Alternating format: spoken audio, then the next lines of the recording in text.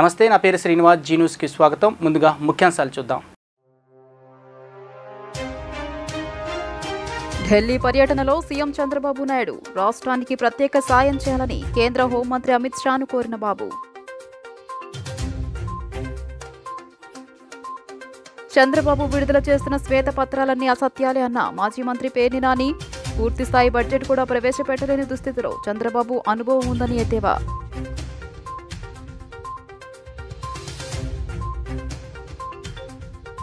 రానున్న 24 గంటల్లో తేలిక నుండి మోస్తరు వర్షాలు, మరికొన్ని జిల్లాల్లో భారీ నుండి అతి భారీ వర్షాలు పడే అవకాశం ఉందన్న వాతావరణ శాఖ.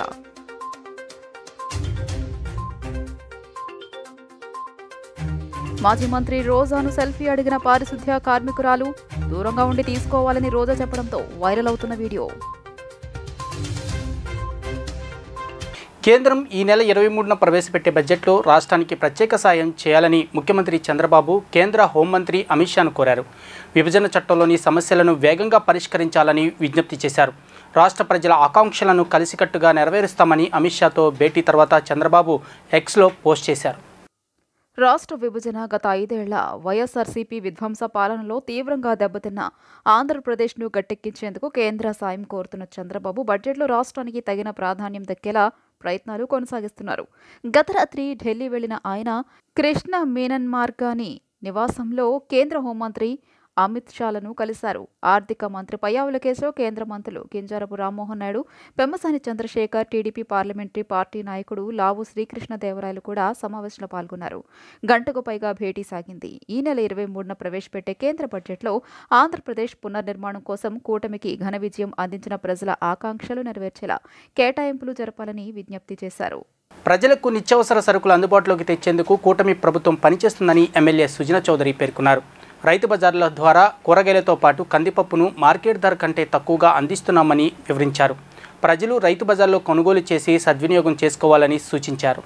ప్రజలకు నిత్యావసర సరుకులు అందుబాటు ధరలో ఉండాలని లక్ష్యంతో కూటమి ప్రభుత్వం పనిచేస్తుందని విజయవాడ వెస్ట్ ఎమ్మెల్యే సుజనా చౌదరి స్పష్టం చేశారు. రాష్ట్రంలోని అన్ని రైతు బజార్లలో నిత్యావసర సరుకులు సరసమైన ధరలకు అందుబాటులో ఉంటాయని తెలిపారు. నిన్న సాయంత్రం భవానీపురం రైతు బజార్లో నిత్యావసర సరుకుల స్టాల్ను పశ్చిమ ఎమ్మెల్యే ప్రారంభించారు. ఈ సందర్భంగా ఆయన మాట్లాడుతూ సామాన్య మధ్యతరగతి ప్రజలకు అందుబాటులో ఉండేందుకు చంద్రబాబు ప్రభుత్వం తీసుకున్న వినూత్నమైన నిర్ణయాలతో రాష్ట్రంలోని అన్ని రైతు బజార్లలో సరసమైన ధరలకు బియ్యం, కందిపప్పు, నిత్యావసర సరుకులు అందుబాటులో ఉంచుతుందని ఆయన అన్నారు. రాష్ట్రంలోని రిలయన్స్, డీమార్ట్, మెట్రో వంటి షాపింగ్ మాల్స్లో ప్రభుత్వం నిర్ణయించిన ధరలకే బియ్యం, కందిపప్పు, నిత్యావసర సరుకులు అందుబాటులో ఉండేలా చర్యలు తీసుకున్నట్టు తెలియజేశారు. ప్రజలు ఈ అవకాశాన్ని సద్వినియోగం చేసుకోవాలని కోరారు. సివిల్ సప్లైస్ ద్వారా కానీ బయట సూపర్ మార్కెట్స్, రిలయన్స్ కానీ ఇంకోళ్ళు కానీ ఏ మార్కెట్లో అయినా మాల్స్లోనే ఎక్కడైనా సరే బియ్యం ధర, కందిపప్పు రెండు కూడా రేట్లు తగ్గించడం జరిగింది. నిత్యావసర వస్తువులు బాగా పెరిగిపోయి సామాన్యులకు బాగా ఇబ్బంది అవుతుందని చెప్పి కందిపప్పు ఏమో 200 రూపాయల దాకా రేటు పెరిగిపోతే దాన్ని 120 తీసుకురావటం, బియ్యం 140 రూపాయలకి 148, 141 రెండు రకాలు రెండు ధరలు తగ్గించి క్యాబినెట్లో డెసిషన్ తీసుకున్నారు. చంద్రబాబు నాయుడు గారు, పవన్ కళ్యాణ్ గారు ఇద్దరు కూడా కలిసి నిర్ణయించిన ప్రక్రియ ఇది. దాంతో ప్రజలందరూ కూడా కొంచెం నిత్యావసర వస్తువులు అన్నీ, కిరాణా అన్నీ కూడా కొంచెం అందుబాటులో ఉంటాయని చెప్పి తీసుకున్నారు. అది ఇంట్రడ్యూస్ చేయడం జరిగింది. ఓకే. తొలి ఏకాదశి సందర్భంగా రాష్ట్ర ప్రజలకు సీఎం చంద్రబాబు శుభాకాంక్షలు తెలిపారు. భగవంతుడు ప్రజలందరికీ ఆనంద, ఆరోగ్య, ఐశ్వర్యాలు ప్రసాదించాలని ఆకాంక్షించారు. అటు పవిత్ర మొహరం నేపథ్యంలో ముస్లిం సోదర సోదరీమణులకు శుభం జరగాలని అల్లాహ్ను ప్రార్థిస్తున్నట్లు సీఎం ట్వీట్ చేశారు. సమాజం కోసం ప్రాణత్యాగం చేసిన ఇమాం హుస్సేన్ జీవితం ఆదర్శమని కొనియాడారు. ఆంధ్రప్రదేశ్, తెలంగాణ రాష్ట్రాల్లో రాగల 24 గంటల్లో కొన్ని జిల్లాల్లో తేలికపాటి నుంచి మోస్తారు వర్షాలు కురిసే అవకాశం ఉందని, అదే సమయంలో మరికొన్ని జిల్లాల్లో భారీ నుంచి అతి భారీ వర్షాలు కురిసే అవకాశం ఉందని వాతావరణ శాఖ సూచించింది. రాగల 24 గంటల్లో కొన్ని జిల్లాల్లో తేలికపాటి నుంచి మోస్తరు వర్షాలు కురిసే అవకాశం ఉందని, అదే సమయంలో మరికొన్ని జిల్లాల్లో భారీ నుంచి అతి భారీ వర్షాలు కురిసే అవకాశం ఉందని వాతావరణ శాఖ వెల్లడించింది. దక్షిణ ఛత్తీస్గఢ్ పరిసర విదర్భ ప్రాంతంలో కేంద్రీకృతమైన అల్పపీడనం సగటు సముద్ర మట్టానికి 5.8 కిలోమీటర్ల ఎత్తు వరకు విస్తరించిందని, ఎత్తుకు వెళ్లే కొద్దీ నైరుతి దిశ వైపు వంగి ఉన్న ఆవర్తనం చెందుతుందని తెలిపారు. దీంతో సముద్ర మట్టానికి 1.5 కిలోమీటర్ల ఎత్తులో అల్పపీడనం కొనసాగుతోందని ప్రకటించింది. అంతేకాదు ఈ నెల 19న పశ్చిమ మధ్య వాయువ్య బంగాళాఖాతంలో మరో అల్పపీడనం ఏర్పడే అవకాశం ఉందని వాతావరణ సిబ్బంది తెలిపింది. దీంతో గంటకు 30 నుండి 40 కిలోమీటర్ల వేగంతో ఈదురుగాలులతో కూడిన తేలికపాటి నుండి మోస్తరు వర్షాలు కురుస్తాయని హెచ్చరించింది. తనను సెల్ఫీ అడిగిన పారిశుధ్య కార్మికులను దగ్గరకు రావద్దన్న వైసీపీ నాయకురాలు మాజీ మంత్రి రోజా వీడియో ఒకటి సోషల్ మీడియాలో వైరల్ అవుతుంది. తమిళనాడులోని తిరుచెందూరు సుబ్రహ్మణ్య స్వామి ఆలయంలో సోమవారం నిర్వహించిన వరుషాభిషేకంలో రోజా, ఆమె భర్త సెలవమణి పాల్గొన్నారు. ఈ సందర్భంగా వారితో సెల్ఫీలు దిగేందుకు భక్తుల్లో చాలామంది ఆసక్తి కనబరిచారు. అదే సమయంలో అక్కడున్న పారిశుధ్య కార్మికులు సెల్ఫీ కోసం రోజా వద్దకు వెళ్ళగా దూరంగా నిల్చోవాలని చేయి చూపిస్తూ రోజా చెప్పడం వీడియోలో స్పష్టంగా కనిపిస్తుంది. దీంతో వారు కొంత దూరం జరిగి ఆమెతో సెల్ఫీ తీసుకున్నారు.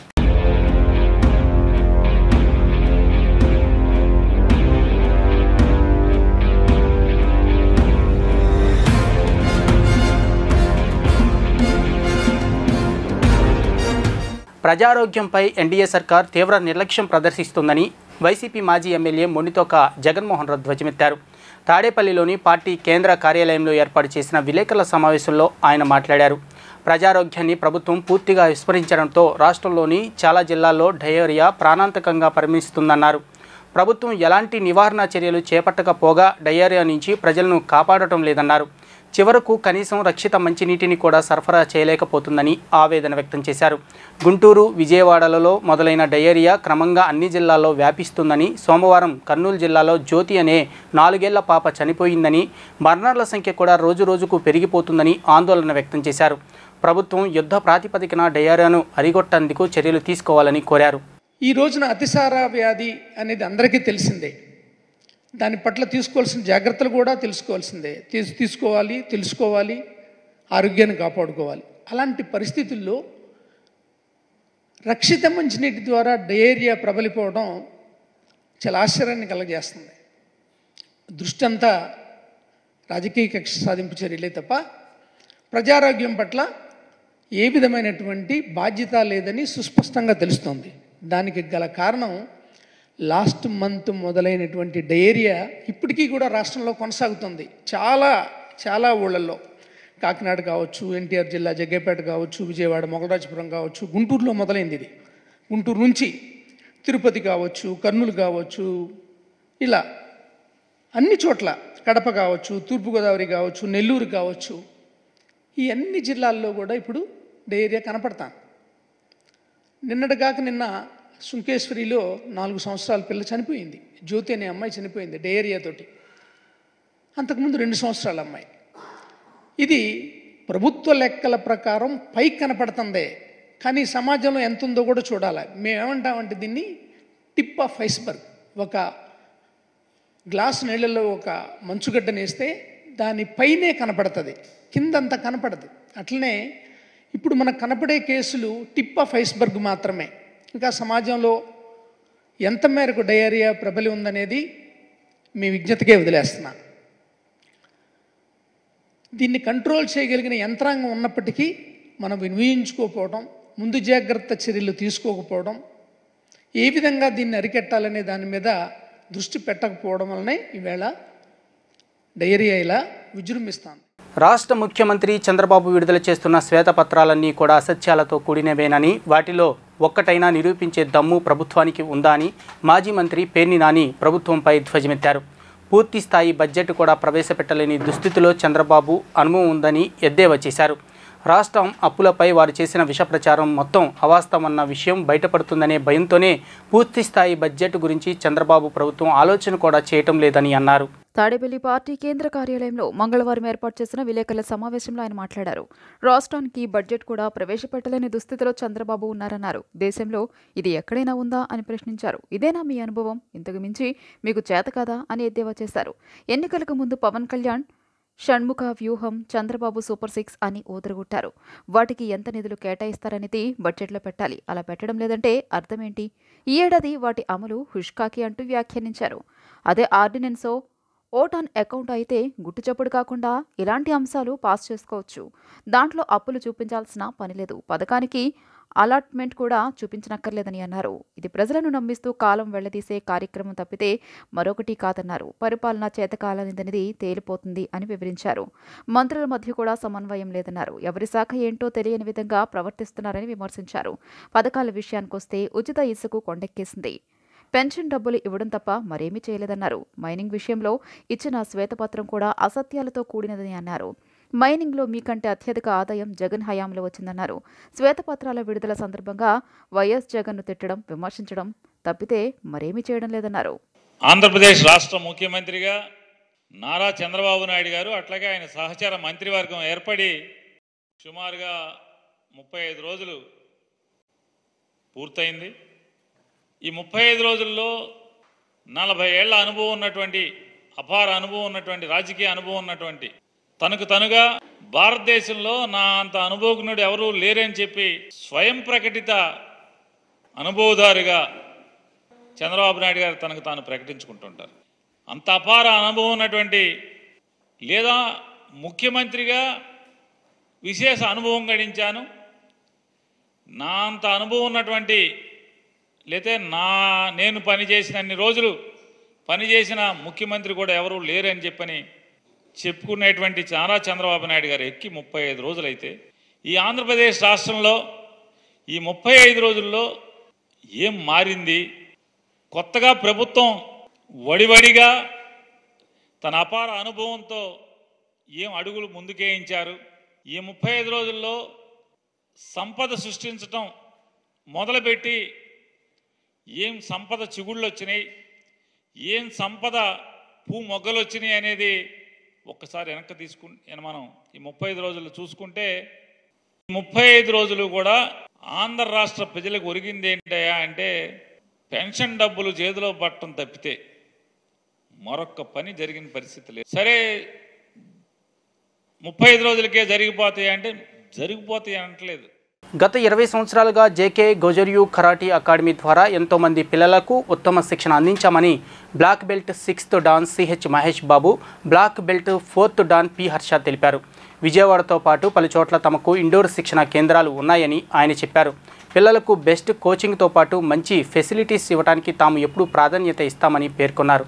సత్యనారాయణపురంలో బ్రాంచ్ స్టార్ట్ చేసి 3 సంవత్సరాలు పూర్తయిన సందర్భంగా గొల్లపూడిలోని మెయిన్ డోజోలో 150 మంది పిల్లలకు బెల్ట్ గ్రేడింగ్ టెస్ట్ నిర్వహించారు. ఇందులో 15 మంది సత్యనారాయణపురం డోజోకు చెందిన వారు కూడా ఉన్నారు. వీరందరికీ సర్టిఫికెట్ల ప్రదానోత్సవ కార్యక్రమం జరిగింది. ఈ సందర్భంగా బ్లాక్ బెల్ట్ 6th డాన్ CH Mahesh Babu, black belt 4th డాన్ పి హర్ష మాట్లాడుతూ ప్రారంభించిన కొద్ది కాలంలోనే ఎక్కువ మంది తమను ఆదరించారని చెప్పారు. సత్యనారాయణపురంతో పాటు గొల్లపూడి, భవానీపురం, ఉండవల్లి తదితర ప్రాంతాల్లో తమ శాఖలున్నాయని వారు వివరించారు. కరాటేలో ప్రావీణ్యం ఉంటే ప్రతి ఒక్కరికి భవిష్యత్తులో ఎంతో ఉపయోగం ఉంటుందని వారు సూచించారు. అభ్యాసకుల కోసం ఏర్పాటైన డోజోల్లో వారిని అన్ని సదుపాయాలు కల్పించామన్నారు. ఈ సందర్భంగా శిక్షణ తీసుకున్న విద్యార్థులు ప్రదర్శించిన కరాటే విన్యాసాలు అందరినీ అబ్బురపరిచాయి. కరాటే అకాడమీ మొత్తం 20 సంవత్సరాల పైగా రన్ అవటం జరుగుతుంది. మా అకాడమీ ఫౌండర్ జె శ్రీనివాసులు, అలాగే జనరల్ సెక్రటరీ జె హరినాథ్ గారు సత్యనారాయణపురంలో బ్రాంచ్ పెట్టి నేను ఒక 3 సంవత్సరాలు అవుతుంది. ఆ 3 సంవత్సరాలు ఇక్కడ కొత్తగా ఇండోర్ డోజో తీసుకొని 1 year అవుతుంది. ఇండోర్ డోజో రన్ చేస్తున్నాము. మీరు చూసుకున్నట్లయితే మన ఆంధ్రప్రదేశ్ మొత్తం మీదుగా ఇంత కరాటీ ఎక్విప్మెంట్ అంతా మొత్తం అంతా ఉన్న అకాడమీ ఏది అంటే మా జేకే గోజూరియో అని అనుకోవచ్చు. చాలామంది బయట అకాడమీలు చూసుకున్నట్లయితే అకాడమీ ఇంత ఎక్విప్మెంట్ పెట్టి పిల్లలకి మేము బాగా ట్రైన్ చేస్తున్నాము. పిల్లలందరూ కూడా ఏంటంటే ఎస్జిఎఫ్లో అయితేనేమి కాయ్ అన్నిటిలో మొదటి బహుమతి, మొదటి 2, 3 అన్నిటిలో మా జేకే గోజూరియో కరాటే అకాడమీ వాళ్ళే మొత్తం ఉంటారు. మేము మా దగ్గర ఉన్న కోచెస్ కూడా అందరు వెల్ ట్రైన్డ్ కోచెస్ అని మేము చాలా ప్రౌడ్గా చెప్పుకోవచ్చు. మేము ఈ సత్యనారాయణపురంలో 3 సంవత్సరాల నుంచి మేము ట్రైన్ చేస్తూ ఉన్నాము కరాటీ వాళ్ళందరినీ. 20 మంది పైగా బ్యాచ్కి ఉన్నారు మాకు. మార్నింగ్ నుంచి ఈవినింగ్ వరకు మొత్తం 5 బ్యాచెస్గా కంటిన్యూ అవుతాయి. 6 to 7 ఒకటి, 7 to 8 అలా బ్యాచెస్ అన్నీ కంటిన్యూ అవుతాయి. ఇప్పటి వరకు మేము నా బ్రాంచ్ సత్యనారాయణపురం బ్రాంచ్ నుంచి 2 బ్లాక్ బెల్ట్స్ని పాస్డ్ అవుట్ చేసి బయటికి తీసుకెళ్ళాము. మా మిత్రుడు అలాగే మా జూనియర్ చెప్పినట్టుగా జేకే గోజురా కరాటే అకాడమీ అనేది మన విజయవాడలో కొంచెం బాగా పేరు పొందిన సంస్థ లాంటిది. 20 సంవత్సరాల నుంచి కంటిన్యూగా జరుగుతున్నది. మాకు ఇక్కడ మాత్రమే కాకుండా గొల్లపూడి, భవానీపురం, ఉండవల్లి అలాగా వివిధ ప్రాంతాల్లో మాకు డోజోస్ ఉన్నాయి. డోజో అంటే ఇలా ఇండోర్ ఉంటుంది. చాలామంది మాస్టర్స్ అవుట్డోర్ కూడా రన్ చేస్తూ ఉంటారు. కాకపోతే ఎక్కువ శాతం మేము ప్రయత్నించేది ఏంటంటే పిల్లవాడికి బెస్ట్ కోచింగ్ ఇవ్వడానికి, బెస్ట్ ఫెసిలిటీస్ ప్రొవైడ్ చేయడానికి ట్రై చేస్తూ ఉంటాము. సో అదేవిధంగా ఇక్కడ సత్యనారాయణపురం బ్రాంచ్లో స్టార్ట్ చేసి 3 years అవుతుంది. 3 years కొంచెం ఓపెన్లో స్టార్ట్ చేసాం. అదేవిధంగా ఇప్పుడు ఇక్కడ నుంచి వస్తున్నటువంటి ఆదరణ కానీ దాన్ని చూసి అలాగే పిల్లలకి ఇంకా మెరుగైన కోచింగ్ ఇవ్వాలని ఇండోర్ క్లాస్ స్టార్ట్ చేసి సంవత్సరం అవుతుంది.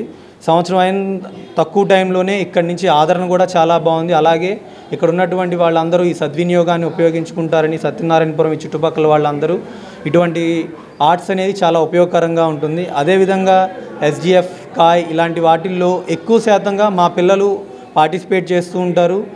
100లో ఒక 60-70% ఆఫ్ స్టూడెంట్స్ ఎక్కువ శాతం మన వాళ్ళే ఎక్కువ చేస్తూ ఉంటారు. సో ఇటువంటి పర్ఫార్మెన్సెస్ రెగ్యులర్గా ఇవ్వడం ఇవన్నీ చేయడం చాలా ఆనందంగా ఉంటుంది. అదేవిధంగా ఇక్కడ పెట్టినటువంటి హర్షాని అభినందిస్తూ ఇటువంటి కార్యక్రమాలు ఇంకా జరగాలి. ఇక్కడ ఉన్న వాళ్ళు కూడా ఇటువంటి ఫెసిలిటీస్ ఉన్నటువంటి క్లాసెస్ని ఎంకరేజ్ చేస్తూ అదేవిధంగా అడాప్ట్ చేసుకుంటూ ఇంకా వాళ్ళ పిల్లలకి మెరుగైన కోచింగ్ ఇవ్వడానికి ఉపయోగపడుతుందని కోరుకుంటూ విజయవాడ రైల్వే డివిజన్లో అవినీతికి పాల్పడుతున్న ఉద్యోగులపై చర్యలు తీసుకోవటం మాని ఫిర్యాదుదారులపైనే చర్యలు చేపట్టడం అన్యాయమని చైతన్య భారతి సర్వీస్ ఆర్గనైజేషన్ అధ్యక్షులు బి చిట్టిరాజు ఆరోపించారు. నూజివీడు సెక్షన్లో TFTR మరియు TRT పనులలో కోట్ల రూపాయల అవినీతి జరుగుతుందన్నారు. అవినీతికి పాల్పడుతున్న సంబంధిత అధికారులపై ఫిర్యాదు చేసిన రైల్వే ఉద్యోగి విక్టర్ బాబుపైనే చర్యలు చేపట్టడం జరిగిందని మీడియాకు వెల్లడించారు. చైతన్య భారతి సర్వీస్ ఆర్గనైజేషన్ అధ్యక్షుడు బి చిట్టిరాజు విజయవాడ ప్రెస్ క్లబ్లో విలేకరుల సమావేశం నిర్వహించారు. ఈ సందర్భంగా ఆయన మాట్లాడుతూ విజయవాడ రైల్వే డివిజన్ పరిధిలో కొందరు రైల్వే అధికారులు అవినీతి అక్రమాలకు పాల్పడుతున్నట్లు తోటి రైల్వే ఉద్యోగులు CBI, విజిలెన్స్, దర్యాప్తు సంస్థలకు ఫిర్యాదు చేయడం జరిగిందన్నారు. అయితే ఫిర్యాదుదారులు అవినీతి అధికారులపై ఫిర్యాదు చేసే క్రమంలో వారి పేరు, ఉద్యోగ వివరాలు సైతం రాయడంతో విజిలెన్స్ అధికారులు విచారణ జరిపి అవినీతి అక్రమాలపై చర్యలు చేపట్టకుండా ఫిర్యాదుదారుల వివరాలను ఎవరిపై ఫిర్యాదు చేశారో వారికి సమాచారం అందించడంతో ఆ అధికారులు ఫిర్యాదు చేసిన వారిపై కక్షపూరిత ధోరణితో సర్వీస్ నుండి తొలగిస్తున్నారని, చాలా ఇబ్బందులకు గురైన వారిలో చాలా మంది తనను సంప్రదించి న్యాయం జరిగేలా చూడాలని విజ్ఞప్తి చేయడం జరిగిందని తెలియజేశారు. ఈ క్రమంలోనే రైల్వే ఉద్యోగి విక్టర్ బాబు తన సెక్షన్లో జరుగుతున్న అవినీతిపై సంబంధిత అధికారి గురించి విజిలెన్స్ శాఖకు ఫిర్యాదు చేయగా ఆ విషయం తెలుసుకున్న ఆ అధికారి వివక్షతో విక్టర్ బాబును సస్పెండ్ చేశారన్నారు. తనకు జరిగిన అన్యాయంపై కోర్టును ఆశ్రయించగా మరలా న్యాయం జరిగిందని గుర్తు చేశారు. ఎవరైనా రైల్వే ఉద్యోగులు రైల్వేలో జరుగుతున్న అవినీతి గురించి పై అధికారులకు ఫిర్యాదు చేసే క్రమంలో ఉద్యోగి పేరు, డిసిగ్నేషన్ వెల్లడించకుండా ఫిర్యాదు చేయమని విజ్ఞప్తి చేశారు. రైల్వేలో మాకు ఇన్వెస్టిగేషన్ ఏజెన్సీస్ 2 ఉంటాయండి. ఒకటి CBI, 2 విజిలెన్స్ ఆర్గనైజేషన్. ఈ విజిలెన్స్ ఆర్గనైజేషన్కి ఎంప్లాయీస్ వాళ్ళకు తెలిసినటువంటి వాళ్ళ కళ్ళెదురకుండా చూసినటువంటి ఈ రైల్వే అన్యాయాల్ని, అంటే రైల్వేలో జరిగిన ఫ్రాడ్ కావచ్చు, లేదా ఇండీసెన్సీ కావచ్చు, వీటిని వాళ్ళు పై అధికారుల దృష్టికి, అంటే ఇన్వెస్టిగేషన్ ఏజెన్సీస్ దృష్టికి తీసుకెళ్తున్నారు. అంటే విజిలెన్స్కి కానీ CBIకి కానీ. మెజారిటీ కేసులు వీళ్ళు ఏం చేస్తున్నారంటే వీళ్ళొక అప్లికేషన్ రాసి, కంప్లైంట్ కింద వీళ్ళ సంతకాలు పెట్టి వీళ్ళ సొంత పేర్లు రాసి విజిలెన్స్ ఆర్గనైజేషన్కి కంప్లైంట్ చేస్తున్నారు. వీళ్ళు చేసిన తర్వాత వీళ్ళకి ఒక 2 వారాల పరిధిలో వెంటనే ట్రాన్స్ఫర్ ఆర్డర్ వచ్చేస్తుంది. ఈ ట్రాన్స్ఫర్ పట్టుకుని వీళ్ళు వెళ్తే మళ్ళీ వెంటనే దాన్ని ఫాలో చేస్తూ డిసిప్లినరీ యాక్షన్స్ సస్పెండ్ చేయడం, డిసిప్లినరీ యాక్షన్ తీసుకుంటూ జరుగుతుంది వీళ్ళ మీద.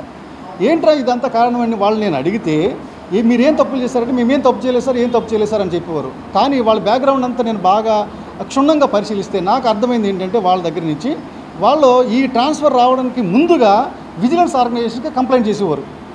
సార్ ఇలాగ అన్యాయం జరుగుతుందని చెప్పేసి దీని మీద యాక్షన్ తీసుకోమని. విజిలెన్స్ ఆర్గనైజేషన్ ఏం చేస్తుందంటే తర్వాత ఇతను ఇచ్చిన సమాచారాన్ని ఆ కన్సర్న్ అధికారికి లీక్ చేస్తున్నట్టు మాకు తెలిసింది.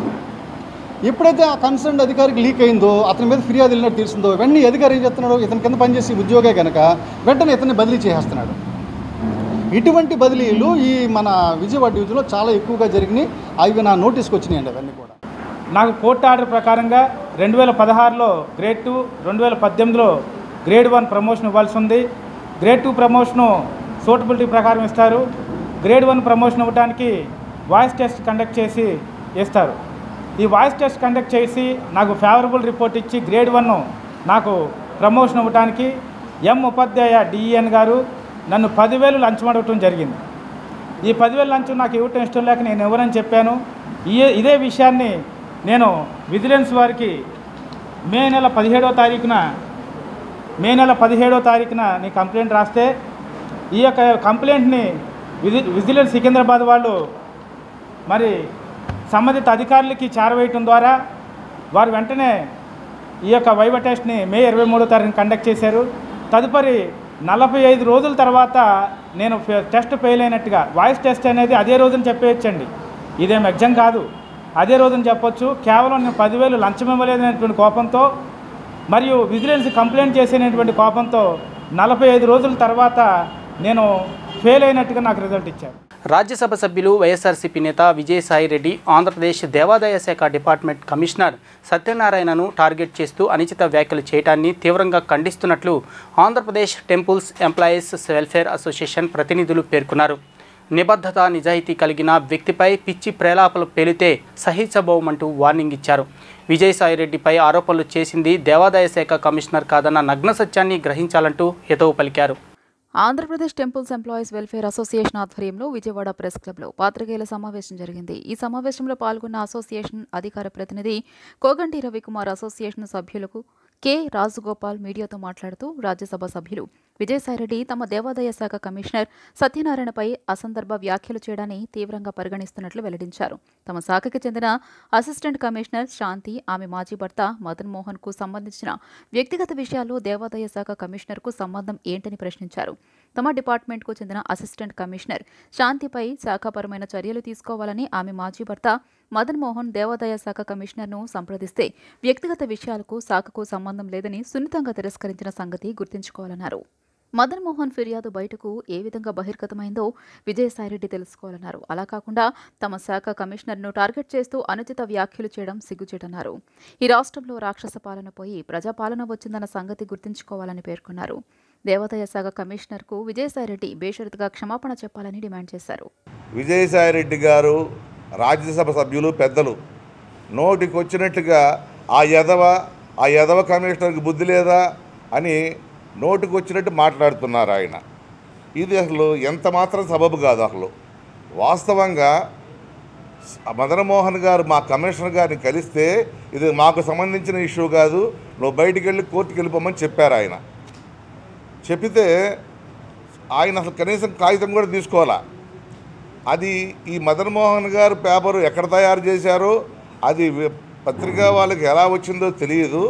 ఆ వాస్తవాలని తెలుసుకోకుండా విజయసాయిరెడ్డి గారు తోలనాటం అనేది మంచి పద్ధతి కాదు.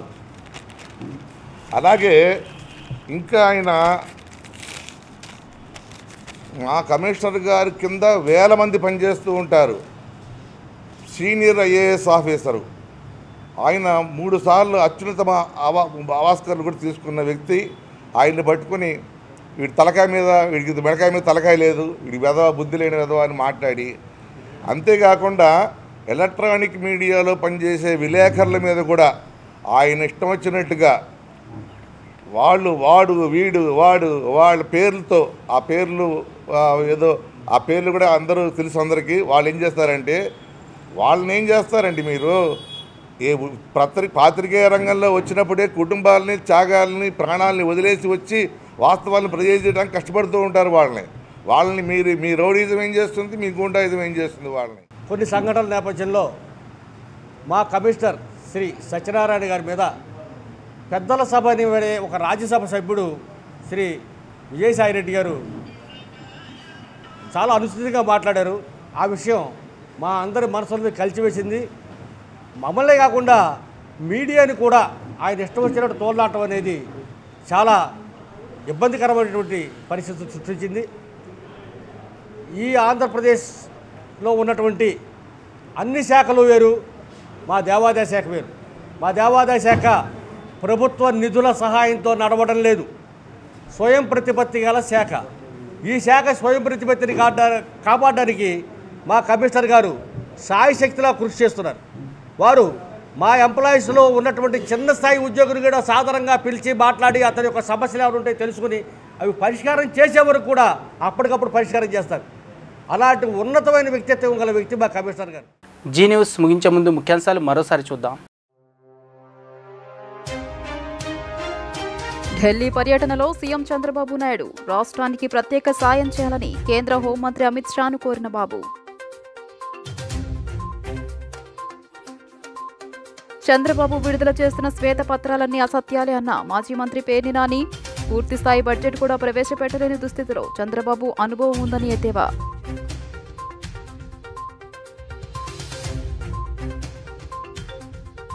రానున్న 24 గంటల్లో తేలిక నుండి మోస్తరు వర్షాలు, మరికొన్ని జిల్లాల్లో భారీ నుండి అతి భారీ వర్షాలు పడే అవకాశం ఉందన్న వాతావరణ శాఖ.